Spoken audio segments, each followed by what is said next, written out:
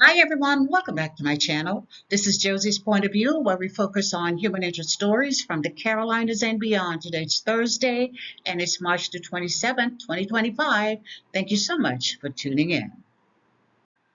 If you're new to my channel, I want to extend to you a warm welcome and thank you so much for stopping by. I hope you find the information here to be informative. And if you return viewer, by all means, thank you for coming back. You know, I always say the tide changes so frequently here on these YouTube streets. So you always have to acknowledge where your support comes from. And I want you to know, I sincerely thank you for your support. Feel free to like and to share this video. And don't forget to subscribe. We're stepping away from the Carolinas today, and our story comes from Jefferson County in Mississippi. Take a look at the headline. And it reads, Pastor forced teens to engage in sex act on the school bus. I'll provide you with a summary here, and as always, I'll identify some of my sources for you in the description box.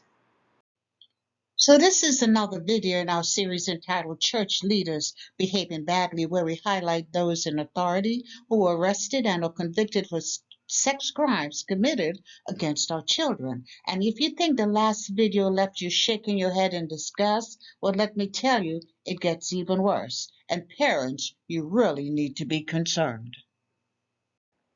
And I really wanted to share this story with you because it further underscores why you can't trust anyone around your children. And the video fits perfectly into what we've been discussing all month long. And in this case, it's not because the pastor was committing the sex act, but he might as well have been because it was alleged that he forced these teenage children to engage in sex acts on the school bus while he watched. Yes, ladies and gentlemen, while he watched. So pull up a chair and I'll tell you all about it. So our location is the city of Fayette in Mississippi, a very small city with a population less than 3,000 residents, and that's based on the 2020 census. And we're also focusing on the gentleman pictured here. I'm not sure of his age because it was not mentioned in any of the articles I read, but I would say he's probably in his 50s, 50s to 60s range. But his name is Elvis Kohlenberg. And reports say he was a local pastor in the city of Fayette, but he was also a bus driver for the Jefferson County School District. So he had a critical role with children every day because he was given delegated authority by the school district to pick kids up from home, take them to school, and return them home at the end of the day. And I'm sure you'll agree that's a very, very important role to have. But this Mississippi pastor and bus driver is now charged with some of the worst possible crimes against our children. Now, according to a report from the sheriff's office, Kohlenberg forced two teenagers, one boy and one girl, to engage in sex while on the school bus as he watched. And this behavior took place more than 20 times, and it was the young female victim who eventually found the courage to report that ongoing abuse to the police. And here is a summary of how that abuse actually happened. Now, police say this investigation was launched back in February, and by the middle of March, they had obtained sufficient credible evidence to make an arrest. Investigators say the incidents took place during the afternoon on the bus route when Kohlenberg was supposed to be dropping the students off at home. The victims, a 14-year-old girl who regularly rode the school bus, and another 14-year-old boy who was picked up at another location. The sheriffs say Kohlenberg dropped the other students off at their homes until only the two 14-year-olds remained. Then he would force them to have sex while he watched, while he sat back and watched. And as already mentioned, this disturbing activities on this school bus took place more than 20 different times.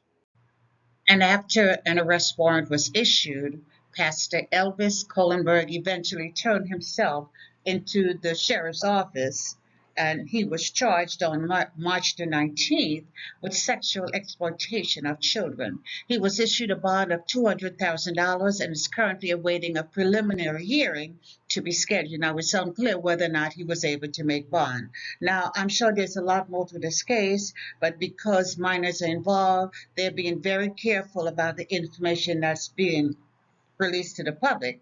But I bet you it's a lot worse than we imagine. But the sheriff did say that in his almost 40 years of law enforcement, he had never ever experienced a case such as this.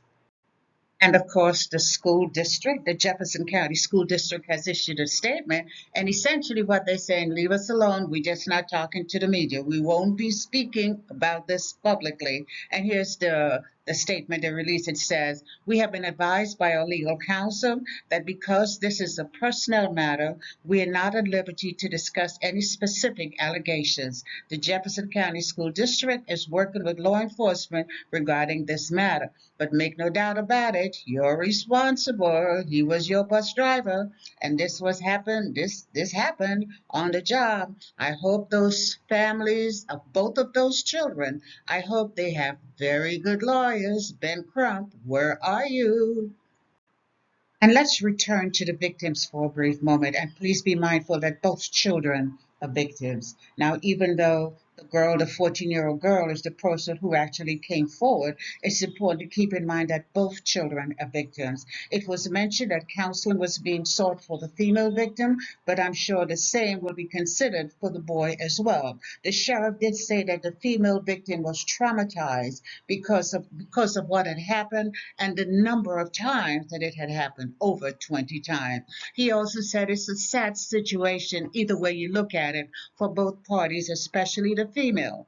For that kind of activity to happen and his expectations of being a minister, because remember, Holenberg was a pastor, it's just tough that these kinds of actions are taking place in his presence and he was engaging in it. It's hurting. The sheriff did also say that the investigation, this case is not closed. The investigation continues because they really want to understand how long this behavior had been going on and whether other children may have been impacted. And so Elvis Kohlenberg, former pastor and former school bus driver, currently awaits his day in court. Now, this is in Mississippi, and it's very difficult for me to sometimes get updated information on cases, but I'll try to stay on top of this case and bring you updates whenever they become available. And that's all I have for you right now. Feel free to leave me a comment below and let me know what you think about this video. And by all means, feel free to like it and to share it. And if you haven't done so already, I want to invite you to subscribe to my channel by clicking on that right subscribe button. It's on the bottom right-hand corner of your screen. And if you click on the bell that looks just like this one, that's a notification bell. If you click on that notification bell, you'll be the first to know whenever a new video is uploaded. I thank you for watching, and I'll talk to you soon. Bye.